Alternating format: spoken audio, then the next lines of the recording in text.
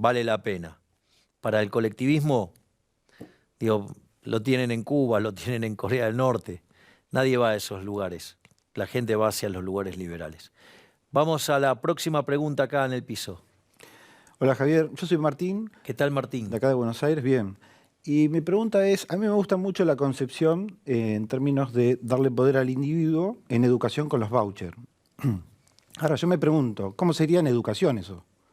¿En educación? Perdón, en salud. ¿Cómo sería eso en salud? Perdón. En salud. Mira, esto es muy interesante lo que estás preguntando. Vos sabés que a fines del siglo XIX, Argentina tenía el mejor sistema de salud del mundo. ¿Y cómo se organizó el sistema de salud argentino? No estaba a la mano del Estado, fue hecho por los propios individuos. ¿Cómo se generó? Por un lado, se agrupaban por colectividades. Entonces, por ejemplo, vos tenés el hospital alemán, el hospital francés, el hospital español, el hospital italiano, que tiene que ver con las distintas, digamos, personas que venían de distintos lugares del mundo a la Argentina, y así es como armaban su propio sistema de salud. Esa era una parte. La otra parte era, se agrupaban por tipo de trabajo. En ese contexto, ¿cuál fue la primera obra social más grande de todas? La fraternidad. ¿Por qué? Porque el negocio más importante o el sector más importante que tenía la economía, ¿cuál era? El ferrocarril, el ferroviario. Otra parte del sistema de salud tenía que ver con el campo. Eso es muy importante porque ¿cuál era el problema de los que trabajaban en el campo y las familias que estaban en el campo? Que si tenían algún problema de salud, hasta que llegaban a la parte urbana, eso podía ser determinante en la vida del ser humano involucrado en esa situación. Entonces, en ese contexto, ¿cuál es el problema que enfrentaban?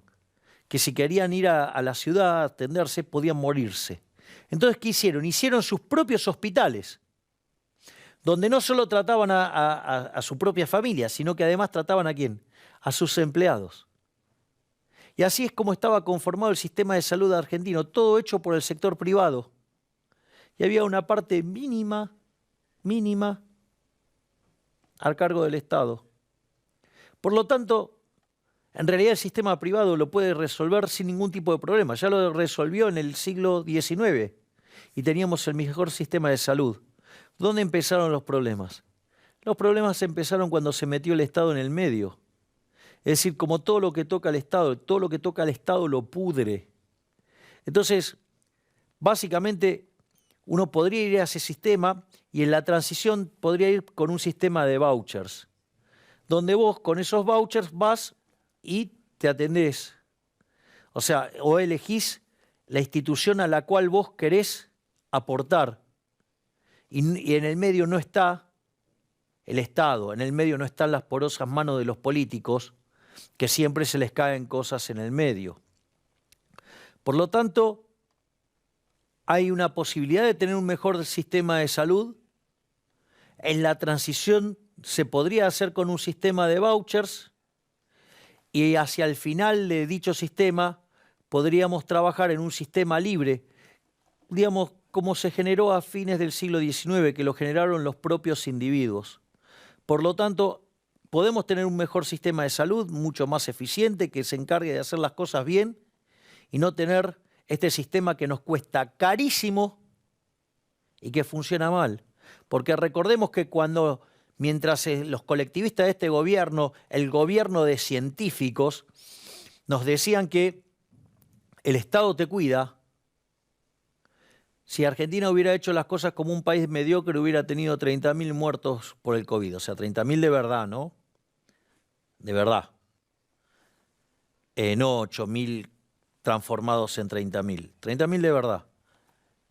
Y tuvimos 120.000. Es decir, que este gobierno es un gobierno genocida que con su cuarentena estúpida, cavernícola y además la estafa que es el sistema de salud se llevó la vida de 90.000 argentinos. Por lo tanto, de nuevo, ¿hay soluciones mejores? Sí. pero implica abrazar las ideas de la libertad. Así que excelente pregunta. Y bueno, vamos a ir cerrando el programa de hoy.